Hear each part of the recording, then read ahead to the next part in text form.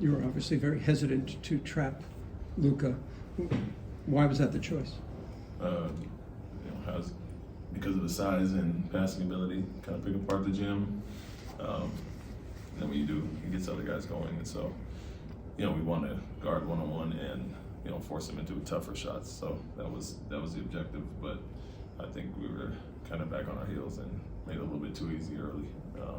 Just walk-up shots, it felt like he had 20 whatever in the first quarter, and didn't really have to work for it. So you want to take him inside the three-point line and make it a little bit harder as far as that. And then when he did, I think we didn't show a lot of resistance around the basket, them bumping off and all that. So, we want to rely on our one-on-one defense, and we were reactive instead of being more proactive and aggressive.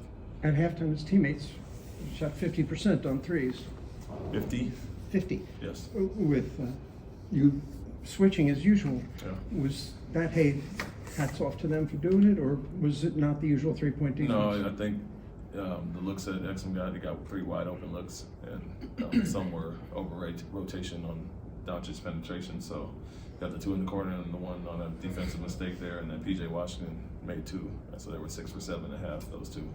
Off of some traps that we did, and he kind of found those guys on the weak side. So, no, I wouldn't say hats off. I think when he is under control one-on-one and we over-rotate and we get those kick-out threes to the corners, that's not what we're looking for, obviously. So, wanted to give one or the other, and not going after him was to keep him contained or keep the other contained and make him work for a one-on-one. It feels like Jabari was a bright spot. How would you assess his performance tonight? Yeah, you got to go in. I think really stood out when others didn't play as well. Or make shots, I should say. Not really play as well. Dylan, 0 for 7, and he gets wide open looks, and about 4 of them, go in and out. Jalen and Fred as well, didn't play up to their standard offensively. So obviously it stood out what Jabari did, but really liked the looks that we got. If we got stops and got outran, we had a ton of those, but the looks are really good, and that's tough when one guy has it going for their team, and then our 3 guys aren't hitting on that same stride tonight. But Bari stood out and was aggressive. With Jalen, it seems like he's facing some more of those traps, some more pressure out even beyond the three-point line. Yep. How do you think he's handling that, and what are some of the steps to getting consistently good looks for his teammates off that? Yeah, I think you just got to recognize the traps. I think he's improved in that area this year. Can't be really caught off guard by that, especially against Dallas. They do that quite a bit. We'll go after guys, and so I think there were some passes missed there in the pocket, and but at the same time, the ones he made, we didn't always convert at our best. We missed some layups out of that and some kick-out threes. So, for the most part, we invite teams to go after our guys and get the numbers behind it. And like I said, we didn't shoot it particularly well tonight, but he made most of the right reads, but has to expect that the hot streak that he's on later.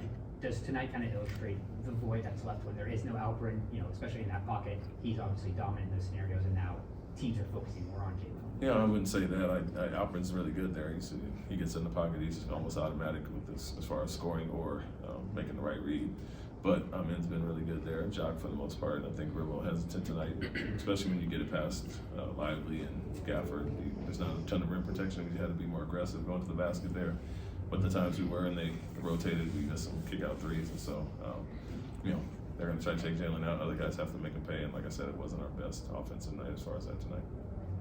Is there a counter for when teams try to hunt like a mismatch with all the switching? Is there a counter for that defensively? It seemed like tonight, every time down the floor, you tried to get a switch on somebody else, and then there was a breakdown. Is there like an effective counter? Yeah, obviously you can go after him, but he's really good there. We do hit late, off the rollers when they clear out. I think Dallas in general, especially Doncic, Kyrie, have seen all those coverages and they're pretty used to it, so their bigs are drilled really well in the pocket, making the reads there. But there are some late hits, and we went after him there, and the few that he got out the kickouts to PJ Washington early were slow rotations, one to Gafford for the layup underneath, and so rotations had to be a little more crisp there. But yes, you can definitely go after him. But like I said, he's one of the best at recognizing those and making all the passes to get his guys involved. What did you think of Cam's return? Sorry. What did you think of Cam's return? He looked good. He looked active, fresh. He didn't, he didn't get tired. We, keeping him around that 20-minute limit, but loved his aggressiveness right from the start. Looked good. Didn't look winded out. It's been a while since you all lost a game. What is the message to the team to get another winning streak started? Yeah, we didn't play our best tonight. We let don't just be too comfortable, no doubt. But you know, not to diminish what we did. Let's get it back going and you know, got a quick turnaround against another really good team, obviously. So I have to be better than we were tonight. And so that was the message. You know, it's one game and one guy played really well for them. A few others made shots, but we didn't particularly play great. And you know, had our chances early on, still keeping it in striking range. But you know, let's get it back going, do what we did well to get that streak going. Thanks, Coach. Thank you.